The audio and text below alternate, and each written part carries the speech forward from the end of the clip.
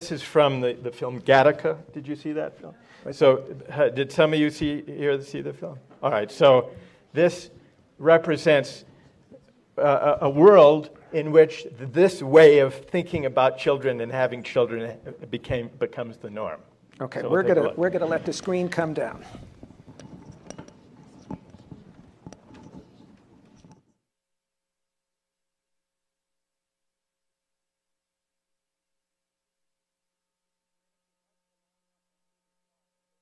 Dark. We'll have questions as soon as we come back.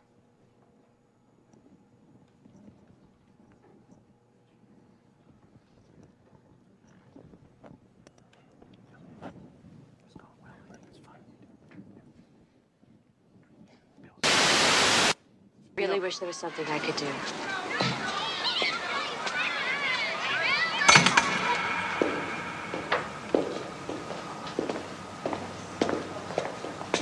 Like most other parents of their day, they were determined that their next child would be brought into the world in what has become the natural way.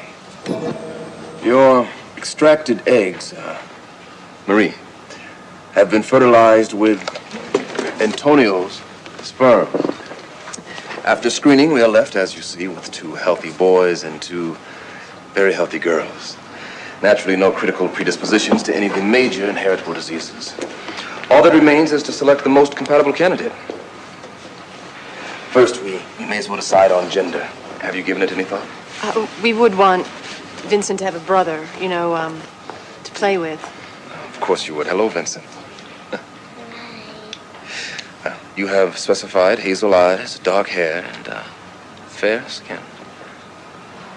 I have taken the liberty of eradicating any potentially prejudicial conditions, premature baldness, myopia, alcoholism and addictive susceptibility, propensity for violence, obesity, etc. We didn't want, diseases, yes, but... Right, we were just wondering if it's good to just leave a few things to chance. You want to give your child the best possible start. Believe me, we have enough imperfection built in already. Your child doesn't need any additional burdens. And keep in mind, this child is still you. Simply the best of you. You could conceive naturally 1,000 times and never get such a result. That's how my brother, Anton, came into the world. A son my father considered worthy of his name.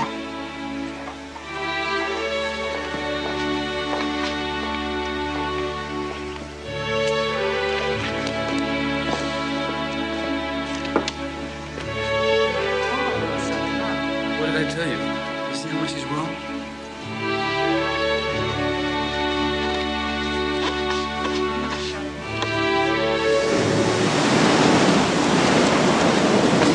Pose the question. Tricia McKenzie from Aspen. I'd like to ask you to address 3 points, one being the ability to patent genes, the other, identity, to control one's own identity, for example, being able to take hair clippings at the barber shop and, reproduce from that.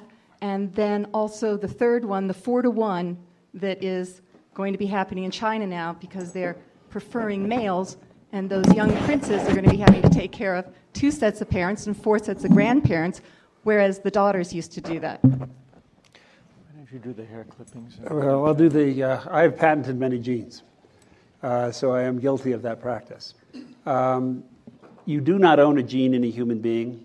You have certain limited rights to use it for purposes that are useful once it has been extracted from the tissue and is got some demonstrable function that nobody had conceived of previously.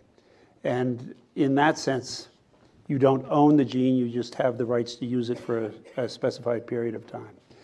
That has proved to be a very robust incentive for the creation of a number of very useful pharmaceutical products. Arguably, many would not have been created without that incentive.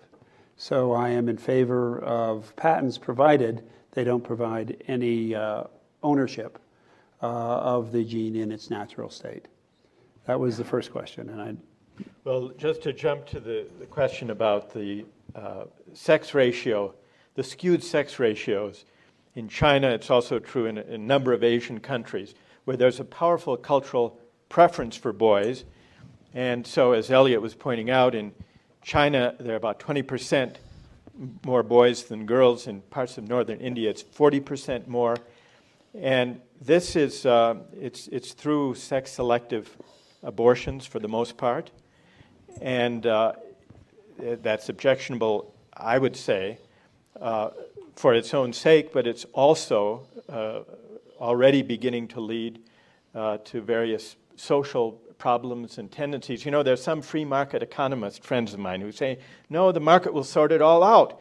Then women will become more valuable and dowries will increase and the price will adjust. But actually that doesn't happen. What happens is the young women are being kidnapped from Thailand and brought to China to deal with the fact that there are not enough women to marry. So I think that there are some very dark consequences potentially for the skewing of the sex ratios in some societies, quite apart from the intrinsic objections, which I think are important also not to lose sight of. Right. And your question about hair? Can you clone somebody from their hair? Well, just the ability to control one's own identity, if you want to even view it that way. Well, I think the issue is a broader issue of personal privacy. And it is true that the smallest traces of your existence, just because you have been somewhere, you shed skin, you touch things, you shed DNA, that DNA provides an enormous amount of information about you for whomever picks it up. And it's inevitable that you shed it. And so the only way to control that is to have very tight privacy laws on the use of such information. We are moving toward increased privacy laws with respect to our genetic information. But we aren't where I would consider to be at a satisfactory point now. Let's move over to this side. Hi, my name is Angela Caldwell. And when I was a little girl, I had a doll that had brown hair and blue eyes because I chose the doll to have brown hair and blue eyes. And you've been talking about creating and altering and making children with such and such characteristics, as if these children were dolls that we own. And I think it's very, very imperative that we have to remember that children are people. And my question, more of a comment, but also a question is, how would you feel as a person, as a former child, if you found out that the only reason you're here is because your parents wanted a designer baby? I think that's a very good way of putting the question. And it really is turning I like being described as a former child. I think that's the many things. And I think what you're pointing to is really a very important observation, that what it really does is it instrumentalizes or the child. It turns the child into an instrument, a product of manufacture, rather than an independent being of his or her own to contend with, and also to love.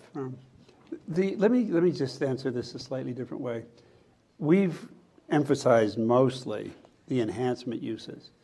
I was at a conference here in this room several years ago when there was a panel of scientists, and several of the scientists on the panel said they would categorically never do pre-implantation selection for any trait. There was a very violent reaction in some part of the audience. Particularly, several members of the audience had family members with inherited cancers. And they themselves at that point were suffering from cancers. And they made a very pointed issue of the arrogance of some of those scientists to make that choice for them. They said, you're telling me that if you could eliminate this scourge of my family, you wouldn't do it? And I think that is the other side of the coin that we really haven't explored fully. This technology was not developed primarily to enhance. It can be used to enhance. It has been used in some cases for pre-implantation to avoid serious, inheritable, lethal diseases in the children. And that's why the technology was originally developed. So it's a question of regulating uses of what might be valid technologies. The same is true for many of these enhancement drugs that you were asking about. It may not be that growth is a necessary, you need to be a certain height, but you do need to make blood. Right, or a drug. And there are some people that can't make blood without some of these drugs and would die. Or a drug that and that same drug can enhance performance. A drug that could cure muscular dystrophy could allow me to hit my 480-foot home run. Exactly. So it is a question not of, I think, as a scientist, whether you should seek to bring these new technologies into existence. I personally think it is a good to be sought after, and I think many people agree with us that is a good to be sought after. However, it doesn't mean it's an unalloyed good and doesn't need to have scrutiny, moral analysis, and in some cases regulation.